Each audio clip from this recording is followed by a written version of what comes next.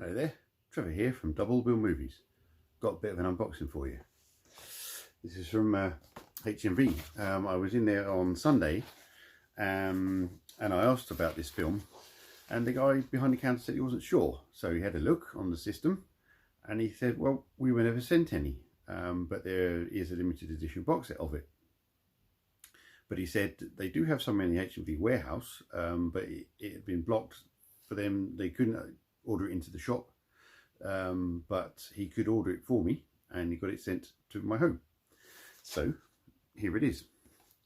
Let's have a look, see what it is, shall we?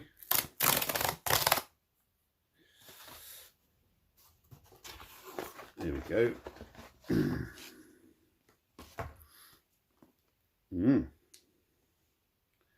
Doesn't look damaged. Nope. But it is the Italian Job. I didn't realise, I thought this was just going to be a regular slipcover version. I didn't realise it was a limited edition. Nice box and everything.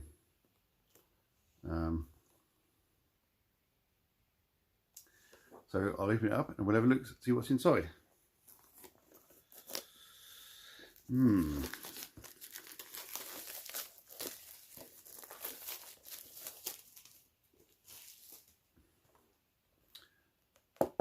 Pretty good box, pretty solid. Let's get the stuff out.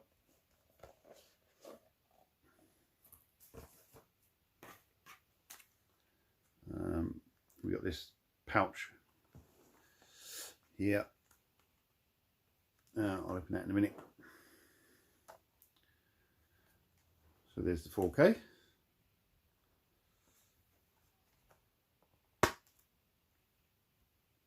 And it has 4K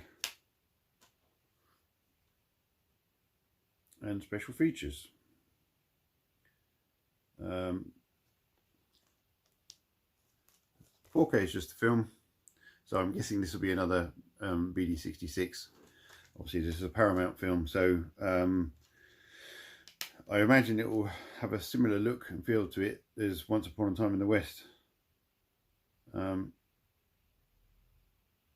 Yep, I'm pretty sure that is just a BD66, but the Blu-ray has the film and bonus features on it.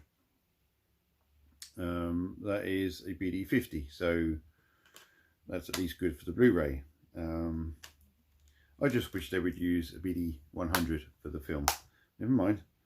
I do love those minis. My parents had minis like that. We had a white one, and not that kind of blue, but it was sort of a sky blue. But clearly we didn't keep them. That would have been cool if we did. Let's open this pouch. Right, I knew there was a gold bar or something in there.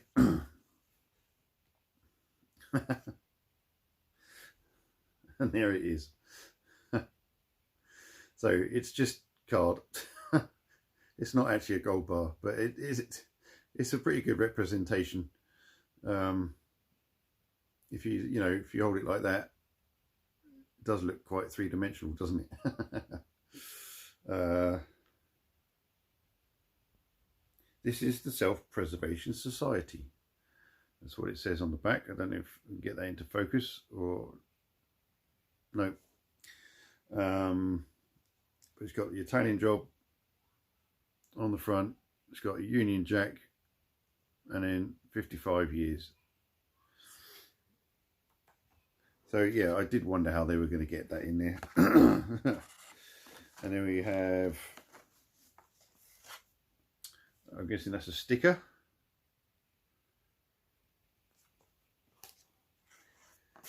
And it says on it, 5, 4, 3, 2, 1, go. You were only supposed to blow the bloody doors off. It's my best Michael Caine impression. Self-Preservation Society, the Italian Job, Charlie's Crockers Mob. So Then we have a reproduction of production notes. So the Italian Job synopsis. So I'm guessing this is what was written out for the studio, hoping that they would pick up the film and turn it into a film. So yes, that's a replica of that. We have some photos, kind of art card things. Now the best way to get, instead of trying pulling this off, just pull one out and then you can slide it off, and then I'll show you how to get them back in easily. There we go. On the back of that one it says, "Hello Charlie. Well, shut the door, Charlie. You're going to cause a terrible draft, ladies."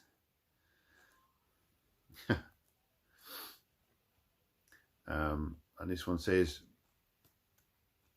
"Yeah, you wouldn't hit a fella with no trousers on, would you?" And then this one, what's that one? Clearly where they're doing something with the cars, and it says, "Well, look happy, you stupid bastards. We won, didn't we?" Now this one says, I'll see you in Geneva. Have a cup of tea ready." And then a lot of gold in this one. It says, "Hang on a minute, lads. I've got a great idea." And in this one, "Pretty car, paid off."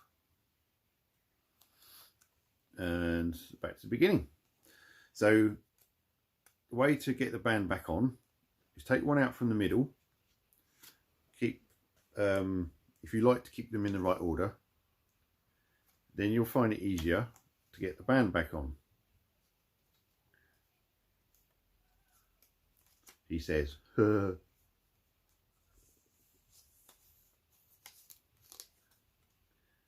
on."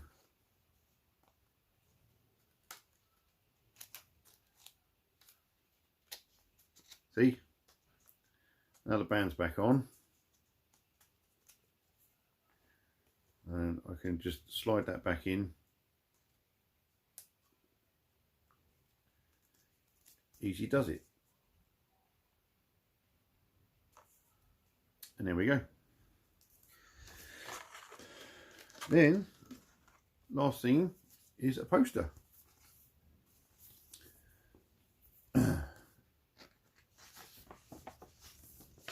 It's a double-sided poster. So the classic artwork of the movie. And then a bit of a sort of a map, road trip type thing. You know what, if I ever put this up on the wall, I think I'll show that side.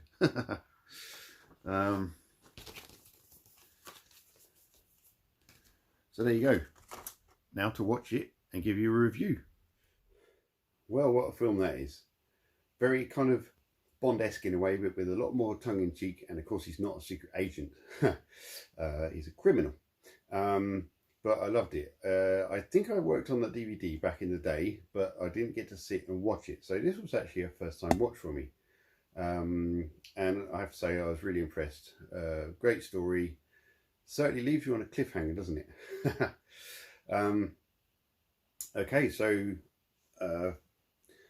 made in 1969, or released in 1969, with a 2:3:5 roughly aspect ratio, and actually it had 5.1 English, and I was a little bit disappointed because I would like to have had the option to have had the original mono, but I was really impressed with how well the 5.1 had been mixed. Everything went where it should do, and the channels were used really, really well. It wasn't just pushing a bit of ambience or anything into the surrounds, and things like that. So it was really, really well done. So, you know, I'm content that I can just sit and watch it with the 5.1. So yeah, what's the transfer like? Well, I am really pleased with it. I thought it was really impressive. Now I was correct that it is a 66 gig disc. So that does hamper the image a little bit, but not as much as it does for Once Upon a Time in the West. Because obviously Once Upon a Time in the West is a 2 3/4 hour film, and this is a 1 3/4 hour film, or just under that. So, you know, the file that's been compressed onto the disc has got a bit more space to breathe. And, you know, these images, they just look lovely to me. This image of Michael Caine's face just shows so much detail, and there's almost twice the amount of detail again when you actually see it in real life. Obviously my camera cannot pick up the resolution that my eyes see, so you know, I know I had a comment once that it was pointless taking these pictures on my camera of a 4K image and only presenting my videos in 1080, but they show enough. They show enough of the colour, which is mainly what I'm trying to show you, are the colours that are available. And again, I've had to, you know, mess around with the camera to try and achieve the colours that my eyes see on my projector. So it won't be perfect. And of course, we all have our setups done differently when essentially they should be the same. But anyway, that's another conversation, isn't it? So yeah, if you look at some of the shots and you think, oh, well, that's been heavily DNR'd, Trev, you don't know what you're talking about. They've got makeup on. You know, if you've seen plenty of bonus features, you might see the lady, or maybe nowadays the man, go up to the actors and just put a bit of makeup on their face. Obviously they would be done in the trailer before they come to set, but after a take they just have to reset it and that kind of thing. So they sort of look nice and tan and brown, and they probably are, but of course when you see this close, this, you know, the close-up I just showed you, he's not tan and brown, and you can see the freckles on his face. But for the rest of it, it may look like it's DNR'd, but it's just film makeup, because you look at the rest of the picture and there's a really fine grain, and it just looks absolutely stunning. I was so impressed. Clearly Paramount have done a great job of restoring this film. I imagine also that the masters were kept in really good condition anyway, and that clearly makes it easier to do a restoration. Yes, the colours are very sort of pastel looking, but that's synonymous with films of this age, and the kind of film stock that's used. Film stock plays quite a role in how an overall film will look.